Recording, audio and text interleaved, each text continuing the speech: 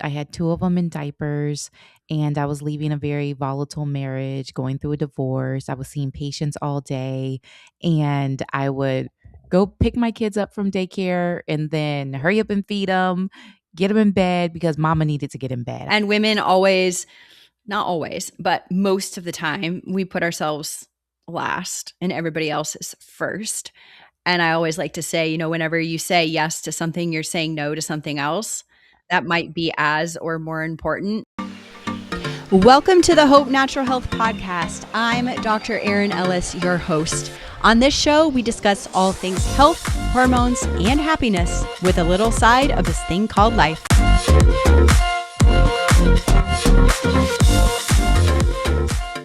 I am joined by Dr. Alicia Newsome, a functional medicine doctor, international speaker, and best-selling author with 15 years of clinical experience helping women get to the root of their hormone, gut, and metabolic health. What I love about Dr. Alicia's story is that she found her way to this work through her own experience. She struggled with hormone imbalances, extreme exhaustion, PMS, and gut issues, and she was told everything was normal. Sound familiar? That frustration is exactly what shaped how she practices today. She's trained at Yale, Mayo Clinic, and Johns Hopkins, consulted on FDA approved clinical trials in women's health, and has helped thousands of women get real answers without defaulting to drugs or surgery. She is the founder of the Body Wellness Institute and the Powerful and Healthy Academy. She gets it from both sides of the exam table, and that is exactly why I wanted to have her on. So, welcome to the show, Dr. Alicia. Thank you so much for having me. Yay, I'm excited. And you're a fellow Arizonian just right down the road in Queen Yes. Creek. We figured that out. What a very small world. Yes, yes. Awesome. Well, Very it's nice. small. Yeah, very small. It's nice to meet or have another connection with someone local. But before we really dive in, I mean, you came into functional medicine with your own or after your own health struggles with hormone and weight. So tell us a little bit about really how you got to where you are today. Yeah, so for me, it really all started to compound when my kids were little. I had 2 of them in diapers, and I was leaving a very volatile marriage, going through a divorce. I was seeing patients all day, and I would go pick my kids up from daycare and then hurry up and feed them, get them in bed because mama needed to get in bed. I was tired all the time. And I would just, like, push through my weeks, do what I had to do. Weekend would come around, we'd maybe go to a friend's house. As soon as I sat down on the couch, I'd fall Mm, asleep. And I ended up meeting a functional medicine doctor that took me under his wings and really helped me understand what was going on in my body, and it was completely transformative for me because energy impacts us so much, on and for me, it was impacting how I showed up as a mother, it was impacting how I showed up as a business owner, a doctor, like, all areas of my life were impacted because my energy was so low. And I had all the other things that were, like, normal or considered normal of like PMS and trouble losing weight. None of that's normal. But because of that, I was able to completely transform my health and my life. yeah, and you speak about functional medicine, and that's different from conventional medicine. So, what was really like the moment that you realized conventional medicine really wasn't going to give you the answers that you were looking for? Was there a moment? That's a good question. Because I've always been a little more on the natural side in general. Hmm. Um, because I've always known, like, for instance, if I have a headache and I take a Tylenol, yes, that Tylenol or Advil, whatever you like, it can get rid of my headache, Hmm. unless there's other things going on. But I don't have a headache because I have a Tylenol deficiency, so that's always been with me. Like there's other things going on with my body and I didn't really, I had done detoxes and, all different types of things leading up to that time. Um but it for me, a lot of it has to do with the advanced lab testing that we do in Hmm. functional medicine, where I'm just and I love data. I'm like a Hmm. data geek. I Same. love it. So, like, really being able to dig in and see what's going on with my own body. I still run lots of lab testing on me every year just for Yeah. optimization and all Yeah. of that. But seeing those types of things and also Mhm. seeing those types of things with my clients and patients as well is just always so eye-opening about what's going on inside the body. Yeah, in conventional medicine, you're gonna get that pill for your ill, and you're Oh, not I going to like get that. the testing that you need to really get to the root cause as to what's going on. So that segues right into my next question with you use a lot of, genetic testing alongside hormones and, like, gut labs. So for someone who's only ever had basic blood work, like probably a CBC, maybe a CMP, maybe lipid panel, a TSH is, my favorite thing for the thyroid. Can you explain what that layer of testing, that higher level and more comprehensive actually will tell you, and why does this matter? Yeah, so there's some things that, we can have genetic SNPs for where we may have trouble detoxing, we may have trouble with methylation, which is really important for estrogen metabolism and excretion and how our body uses it. We can have um, other things that are, like, genetically impacting how our body is processing, progesterone and, all these different factors. We can look when it comes to genetics, we can look at things all day, every day. So we don't wanna go crazy with that. Yeah. But genetics is very important, and then also, like you said, like, the conventional labs where you're just getting a CBC, a CMP. Maybe they're looking at your cholesterol, things like that. In functional medicine, we look at inflammatory markers. When we're looking at thyroid, we're looking at a full thyroid panel, not just TSH and maybe T4. We're looking at omega status. There's so many other things that we can look at to see what's going on inside of your body, gut health as well too. We can do stool samples and see, what's going on with your gut. How well are you let's say that you're eating broccoli and spinach and you're eating your vegetables. Is your body actually breaking that down? Is it Yeah. producing the enzymes needed for that? Same thing with proteins. We can look and see what's going on there. There can be inflammation going on in your gut. There are 10 times the amount of nerves going from your gut to your brain than leaving out from your entire peripheral nervous system. So your gut is called your second brain, and it impacts the way that we think, our mood, our nervous system in so many ways that we don't even think of. So those are some of the testing that we can do as well. We can test for toxins, food sensitivities. In functional medicine, I have to give the listeners a heads up. We can test for a lot, a lot of things, but we don't want to go crazy with testing because there's only so many things we can work on at one time. So for Mhm. me, I like to really focus in on, like, what are the key areas going on Mhm. with my clients and then test from there. What's your favorite genetic testing platform? I really think it's important to look at methylation and Mhm. MTHFR. I think that's Mhm. really, really, really important. From a doctor to a doctor, because I run those tests too, I would say I almost like I don't wanna assume, I never like to assume, but I kind of assume that most people have MTHFR. I mean, don't you see it more often than you don't see it? It happens a lot. Um, Yeah. and I would say I see it, 50, 55% of the time, with people. So it is important. And what's nice is a lot of Mhm. vitamins do come methylated Mhm. and all of that. But then also Mhm. there can be issues, people start over supplementing because of Mhm. methylation, then that True. can cause, like, agitation and jitteriness, and then you're thinking like, "Well, I'm taking all Right. these, methyl donors," but yeah, that's important to pay attention to. Yeah, for sure. And it plays a role in obviously detox and, other things downstream. So you work with a lot of high achieving executive level women. In your experience, how does the pressure of performing at that level affect Mm. hormones specifically, and why does that population tend to get missed for so long?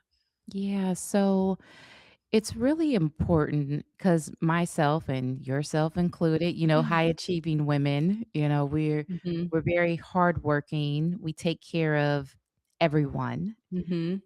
We're the person that people call when, there's something going on with a friend in their life. We're the one that may be volunteering, and then they ask, "Will you do this?" And we say, "Yes." We're the ones at work. We may have a company. We may, be an executive. We're in roles where we're taking on a lot, right? And Mhm. oftentimes I can't blame other people per se, but we overlook ourselves, and we leave ourselves out of the conversation. Even sometimes when someone says, ask us to do something, a lot of times it's an automatic yes. Like, yes, we don't even take the moment. And I've had to learn because I'm like, yep, okay, I can do that because we can do it. A lot of times we can carry so much, but it ends up really weighing on us and our bodies. If there's a wonderful book called The Body Keeps Score, it ends up over time, like it shows up in our body, it shows up in our health, it shows up in our mental clarity, and ultimately impacts all that we are trying to do and get done. It becomes this roadblock that stops us. Yeah, so true. And women always, not always, but most of the time, we put ourselves last and everybody else is first. And I always like to say, whenever you say yes to something, you're saying no to something else that Yes. might be as or more important. So I mean, we've all been there. I've been there and it's, you get to that point of burnout and then you're like, "Whoa, I do have to say no," but we don't want to get to that point. And once Yes. you've gotten to that burnout point, I mean, think about what well, 1, you don't feel well, but think about 2, what internally it's doing with, your adrenals and your thyroid and probably your sleep and your digestion. Like everything is just going to start spiraling out of control, which is, a lot of reason why how you feel the way you feel, right? Yes. And I love that you say that every time we say yes, there's a bunch of other things that we're saying no to. So that could be Mhm. time with our kids or, Yeah. doing things we enjoy, our hobbies. Mhm. A lot of times the women that I work with, and I've been there myself where it's like, what are my hobbies? Yeah. What do I enjoy doing outside of like work and my family? And it's we've had lives of saying yes to things and no to other Mhm. things that actually may bring us joy and pleasure.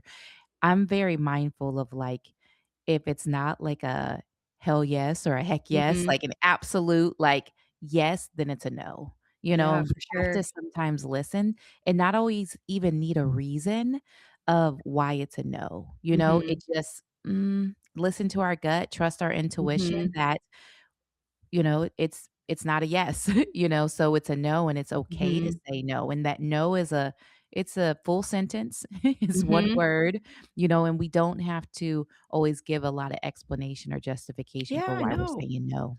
Yeah. And it's powerful when you start using it that word Yeah. and Yeah. you're like, "Oh, wow, I said no to that." And like, "Oh my gosh, look at what I can do." And back to the hobby thing, I mean, stress is such a prevalent thing in our society and nervous system dysregulation and for women and moms and high achieving, performers, it's very important that we take care of ourselves and do something that we enjoy on, on a daily basis, not once a month or like once a week. And so one of Yeah. my favorite questions I ask most of my patients is if you had no job, no kids, all the time in the world, what would you do? And half the time, and more than half the time, they look at me with 2 heads like, "What?" Yeah.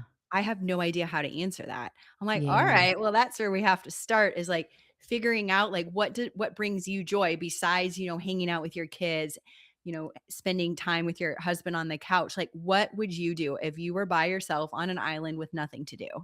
Yeah. And that's, like, a really powerful question for a lot of women because 'cause they're not used to that. Mm-mm. Nope. Or, recognizing that it's okay to do things for you. Yeah, yeah, and it's not always, like, bubble baths and getting your Right. nails done and massages, like, there's Mhm. there's other things that can really bring us joy. Yeah, so I bet I challenged a lot of listeners. Yes, that's such a good question, I'm like, "Oh, I'm gonna borrow that one." Right? Yeah. Yep. What is the most common thing women come to you believing about their hormones that you have to gently reframe right away? Mm, I think the thing that women come to me feeling is that it's just a part of life and it has to be Mm, this way. you Mm, know? mhm, Like, this is just me getting older, mm, you know? And it does not have to be that way, mhm. but we've gotta deal with the root causes of why you're feeling the way that you're feeling. Yeah, for sure. And I think a lot of that stems from poor advice, the struggle in women's healthcare, the lack of education when it comes to hormones. I just had this Yes. conversation with a patient this week about, going to an OB for what they think, or a gynecologist is, probably where you would think to go for your hormones, and they give you like the worst advice, and it's really unfair because I wish that they were just honest about their education and saying like, "You know what? There might be something wrong with your hormones, but I'm not the right provider for you. You should Yeah. find, a provider more well-versed in hormones," rather than dismissing these women and saying like, "Well, that's just a part of aging, and you're in this phase of life where these things start happening to you, and there's not a whole lot we can do, and you just got to like power through it." Like, that is Yeah. awful advice, but so many women are being told that. And I couldn't imagine telling people that just day Right? after day without it saying, "Wait, hold on, there's gotta be something going on here," besides saying, "Well, I'm gonna put you on an antidepressant or put Yeah. you on birth control to quote unquote regulate your hormones." That's not regulating your hormones, or telling you to, decrease your stress and exercise more, you know? Go stand in the grass. Yeah. Right? That's another one of my favorite. Great, don't get me Yeah. wrong, grounding's great, It but is. we need to figure out why are we doing the grounding in the first place, and what is the goal Yes. with that? But yeah, I mean, you Yeah. have to just keep asking questions and Yeah, that's so important what you just brought up about the grounding, because I'm all about some grounding and some nervous system regulation. Mhm, But I feel like that's even becoming the wild, wild west, where it's just like, yeah, nervous system regulation, that's great, but let's deal with why does your body need this all the mhm, time? Like mhm, why are you not able to go through a day without like I'm doing my nervous system regulation activities? It's mhm. it's becoming a very new and popular thing, but it's not a root cause solution. No. It's great. It's a No, wonderful tool and I definitely for implement it sure. in my practice, but it's not dealing with like why your body is under this Yeah. constant state of Yep, stress. yep. So we kind of touched on this a little bit, but if a woman's listening right now and she's been told her labs are normal, my favorite word in the world, but she still doesn't feel right, what's the one thing you want her to know before she gives up on finding those answers? I believe you. Oh, I Yeah. love that. Yeah. Yeah. Yeah, your symptoms are real. And I think Yes. that's too a lot of women just want to be heard and listened to, Yep. and we're And not. yeah, it's completely dismissed and Mhm. trust your instincts. Something's off in your body and you're right about that. Yeah, for sure. What you have a book coming out. Yes. Tell me a little bit. It's called Worthy of Rest. Look at that Yes. title. Do not tell me once or twice or 3 times to rest, because I will. Tell me more about it. Worthy of rest. It's for the woman who's tired of being the strong one. And it's really based off that we live in this culture that worships exhaustion. Like we get our pat on the back for, Mhm. you show up somewhere and somebody's like, "How you doing?" "I'm tired. I'm Tired. busy." you know, Yeah. I'm pushing through, like all of that. And for us carrying the weight of the world on our shoulders. So the book really goes into a lot of the identity pieces around Mm. why we, don't feel worthy Mm. of rest or worthy of well-being or, like the identity pieces and the parts of us Mhm. there. And then it also goes into different types of rest. There's sensory rest, there's emotional rest, there may be spiritual rest that we need. It's not always just a nap on the couch or going to bed earlier.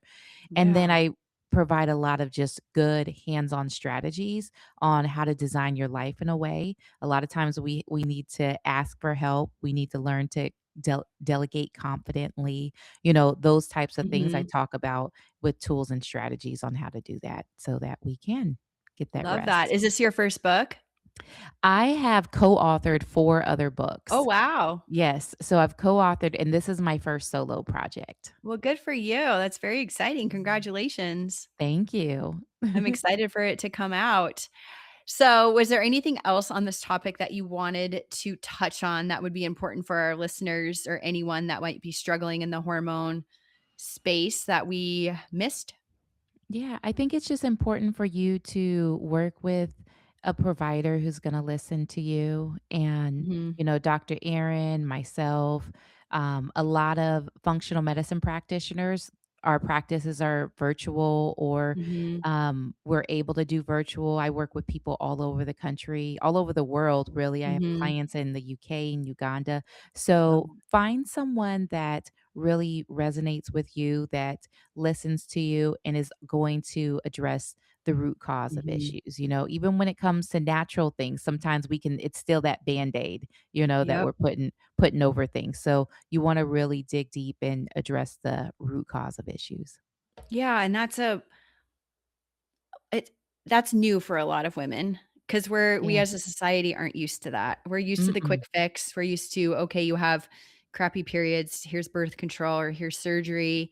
You have a headache, take the aspirin, the Advil, right? So Yeah. getting to, asking yourself, okay, why is this headache here in the first place? Mm. Why am I so anxious? Why can't I sleep? Like you aren't also your diagnosis. So just because you have say PCOS doesn't mean that you're stuck with crappy periods or irregular periods or no periods for the rest of your life.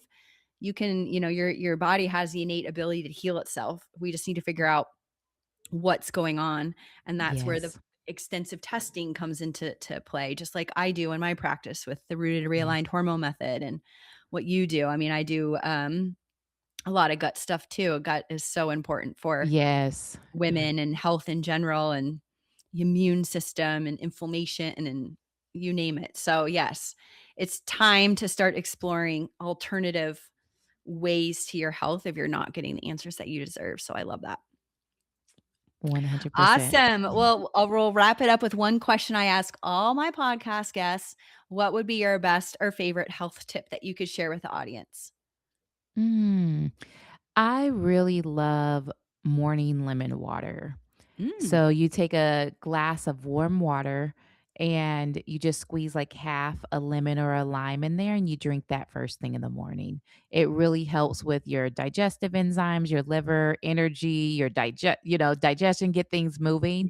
mhm. I love that first thing in the morning, warm lemon water. And it starts your day off with some hydration because we all wake Yes. up dehydrated. Yes. Yeah. 100%. Yes. Why warm over, like, cold? Well, cold is more shocking to the body, Mhm, Um, so warm it's just more gentle on the body. It's more aligned with like our own, body temperature and mhm. all of that. It's easier on your digestion. You could get into Chinese medicine too, and there's, Yeah, reasons of the cold and the hot with that as well too. But it's just more aligned way to have your first drink of the day. awesome. Well, Dr. Alicia, it's been a pleasure having you on the show. I'm very excited for your book. We'll make sure we have all of her links in the show notes. Follow her on Instagram and her website. And yeah, we'll share this again when the book launch comes closer so that you all can get her book. Thank you so much for having me today, Dr. Erin. It's been wonderful. That's a wrap, everyone. We'll see you again next week.